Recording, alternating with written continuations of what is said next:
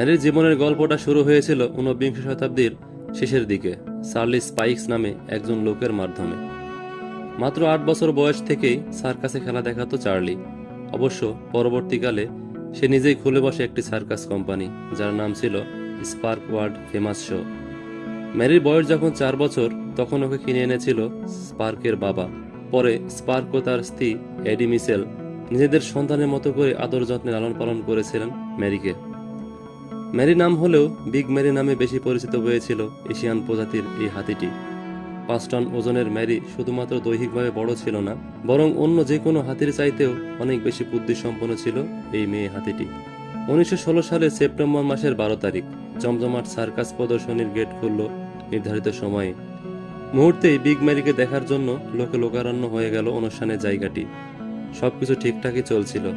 হাতিগুলোর কাণ্ড কারখানা দেখে দর্শকরা আনন্দে হাততালি দিচ্ছিল আর হেসে লুটোপুটি খাচ্ছিল। ম্যারি দর্শকদের উদ্দেশ্যে পেছনের 2 পায়ে ভর দিয়ে মানুষের মতো সোজা হয়ে দাঁড়িয়ে যায়, আবার সামনের পায়ে ভর দিয়ে পেছনের পা দুটো শূন্যে তুলে দেয়। অন্য হাতির পিঠে সামনের 2 পা উঠিয়ে রেলগাড়ির মতো চলে এবং দর্শকদের উদ্দেশ্যে আবার সালামও দেয়। এসব দেখে বাঁধভাঙা আনন্দে ফেটে পড়েন দর্শকেরা। ম্যারি যতই কসরত দেখায়, দর্শকদের চাহিদাও যেন আরো বেড়ে যায়। সবকিছুই ঠিকঠাক চলছিল যতক্ষণ অবধি না একটা উড়ে থাকা তরমুজ ম্যারির চোখে পড়ে। ম্যারি আচমকাই খেলা দেখানো বন্ধ করে দেয়। তরমুজটা নিজের সুঁড় দিয়ে ওঠাতে চেষ্টা করে ম্যারির থমকে যাওয়াতে অনুষ্ঠানও কেমন যেন স্থির হয়ে যাচ্ছিল। সে সময়টায় ম্যারির উপরে আসীন ছিল নতুন নিয়োগ দেওয়া আন্ডার কিপার রেড অ্যান্ড্রিজ। দর্শকদের চেঁচামেচির এক পর্যায়ে ম্যারিকে নিয়ন্ত্রণ করতে হিমশিম খায় রেড। উপায়ন্ত না দেখে পল জ্যাকবির দেওয়া প্রশিক্ষণ ভুলে হাতে থাকা লোহার হুক দিয়ে ম্যারির মাথার উপরে এবং কানের পেছনে বারবার আঘাত করতে থাকে। ম্যারি প্রথম দিকে কেবল মাথা ঝাড়া দিয়ে এবং সুর তুলে আওয়াজ করে রেডকে সাবধান করে, কিন্তু ততক্ষণে রেড জ্ঞান শূন্য হয়ে এলোপাথাড়ি হুক দিয়ে ম্যারিকে জখম করছে এবং পা দিয়ে কানে ব্যাপকভাবে আঘাত করছে ম্যারিকে নিয়ন্ত্রণ করার জন্যে। সাবধান করা সত্ত্বেও বারংবার আঘাতে ম্যারির ধৈর্যচ্যুতি ঘটে। ভয়ঙ্কর এক আওয়াজ তুলে মুহূর্তেই সুর দিয়ে পেঁচিয়ে ধরে রেডকে। সুরের সাহায্যেই শূন্যে তুলে মাটিতে আছাড় দেয় এবং নিজের পা দিয়ে তরমুজ পেশার মতোই রেডের মাথাটা পিষে ফেলে। ঘটনার আকস্মিকতায় উপস্থিত জনতা আতঙ্কিত হয়ে দিকবিদিক জ্ঞান শূন্য হয়ে এদিক সেদিক ছুটতে শুরু করে। চিৎকার চেঁচামেচি শুনে চার্লি স্পার্ক ছুটে আসে, এসেই দৌড়ে যায় ম্যারির কাছে। চার্লিকে দেখে ম্যারি কিছুটা শান্ত হয়, আর তখনই রেডের বিকৃত শরীরটা চার্লির চোখে পড়ে। এতক্ষণ যেসব দর্শক ম্যারি ম্যারি বলে উল্লাস করছিল, তারাই অনুষ্ঠান স্থলের বাইরে দাঁড়িয়ে স্লোগান দিতে শুরু করলো, খুনি হাতির মৃত্যু চাই। তখনকার সময়টাতে যেহেতু সার্কাস অত্যন্ত জনপ্রিয় ছিল, তাই হাতিগুলোর ন্যূনতম ভুলে হাতিগুলো অন্য কোনো দেশের সার্কাস কোম্পানির কাছে বিক্রি করে দেওয়া হতো। কিন্তু ম্যারি যা করেছে সেটি ভয়ঙ্কর এবং জনসম্মুখে ঘটবার কারণে লোকজনের মধ্যে রেশ ছড়িয়ে পড়ছিল দ্রুতই। ইতোমধ্যে এ নিয়ে পত্রপত্রিকায় লেখালেখি শুরু হয়ে গেল। জনতা ম্যারিকে খুনি ম্যারি নাম দিল এবং এও প্রচার শুরু করলো যে এই হাতিটি নিয়মিতই লোক খুন করে। চার্লি স্পার্ক পড়লেন বিপাকে।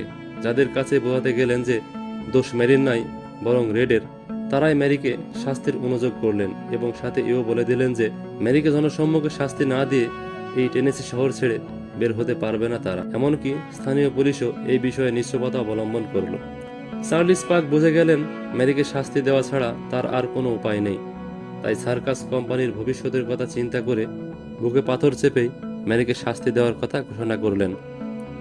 প্রথমে বলা হলো খাবারের সাথে সায়ানাইড মিশিয়ে মারা হোক, কিন্তু চার্লি জানালেন খাবারটা নষ্ট কিনা সেটি পরীক্ষা করার ক্ষমতা ম্যারির নিজেরই আছে। এরপর বলা হলো জনসম্মুখে গুলি করে মারা হোক, কিন্তু এত বিশাল মাথায় একসাথে অনেকগুলো গুলি করা অসম্ভব। আবার ভরা জনতার সামনে ম্যারি উদ্ভ্রান্তের মতো ছুটে গেলে হতাহতের সংখ্যা আরও বেশি হবে। তারপর ভাবা হলো বৈদ্যুতিক শক দিয়ে মেরে ফেলা হবে ম্যারিকে, কিন্তু টেনেসি শহরের সমস্ত বিদ্যুৎ কেন্দ্র মিলিয়েও ম্যারিকে বিদ্যুৎ স্পৃষ্ট করা সম্ভব নয়। শেষমেশ চার্লি নিজেই সিদ্ধান্ত নিলেন এবং সবাইকে জানালেন যে ম্যারিকে মানুষের মতো করেই সাজা দেওয়া হবে, ঝুলিয়ে দেওয়া হবে ফাঁসির মঞ্চে। যতক্ষণ অবধি না ম্যারির মৃত্যুর কোলে ঢলে পড়ে, ততক্ষণ তাকে ফাঁসিতে ঝুলিয়ে দেওয়া হবে। 1916 সালের 13 সেপ্টেম্বর আমেরিকা টেনেসি অঙ্গরাজ্যের আরউইন শহরে সকালের সূর্য উঁকি দিয়েছে। একজন দুজন করে প্রায় 2500 মানুষ ভরে উঠল রেল স্টেশনটি। সবার চাপা কথার স্বরে সরগম করছে পুরো এলাকা।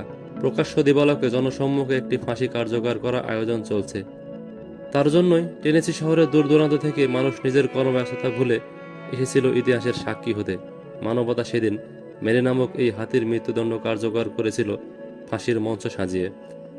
বিশেষভাবে ভার বহনে সক্ষম এমন একটি ইন্ডাস্ট্রিয়াল ক্রেনকে ট্রেনের সাথে যুক্ত করে নিয়ে আসা হলো মঞ্চের কাছে। দ্রুত হাতিটির গলায় ক্রেনের শেকল শক্ত করে বেঁধে দেওয়া হলো। অপারেটরকে নির্দেশ দেওয়া মাত্রই চোখের পলকেই শক্তিশালী ক্রেনটি প্রায় 5 টন ওজনের ম্যারিকে মাটি থেকে 20 ফুট সমান উচ্চতায় উঠিয়ে ফেলল। আর ঠিক তখনই ঘটল বিপত্তি। ক্রেনের শিকল ছিঁড়ে 20 ফুট উচ্চতা থেকে ভারী শরীর নিয়ে ম্যারি আছড়ে পড়বে মাটিতে। মেরুদণ্ডের হাড় ভেঙে যায়, শরীরের অনেক জায়গা থেতলে যায় এবং গলার শেকলের জন্য চামড়া সরে গিয়ে রক্ত ঝরতে থাকে। উঠে দাঁড়াতে পারে না ম্যারি। চার্লি স্পাইক ভাবে হয়তো মানুষের মনে খানিকটা মায়া হবে, এবারের মতো ছেড়ে দেবে পঙ্গু প্রায় এই হাতিটিকে। মুমূর্ষু ম্যারিকে বাঁচাতে হাত জোড় করে উপস্থিত জনতার কাছে মিনতি করতে থাকলেন চার্লি। কিন্তু সেদিন মানবতার ঘাড়ে হিংস্রতা আর বর্বরতা ভর করেছিল।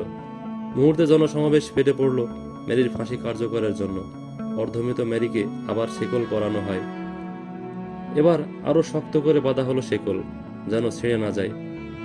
আবারও ইন্ডাস্ট্রিয়াল ক্রেনের সাহায্যে মুহূর্তেই আগের বারের চাইতেও বেশি উচ্চতায় উঠে গেল মেরির শরীর। এবার যেন যন্ত্রের মায়া হলো না, শেকল ছিঁড়ল না, আর ঘটল না কোনো বিপত্তি। গলায় ফাঁস লেগে ছটফট করতে শুরু করলো মেরি। উপস্থিত দর্শক যেন তখন আচ্ছন্ন ছিল আদিম বন্যতায়।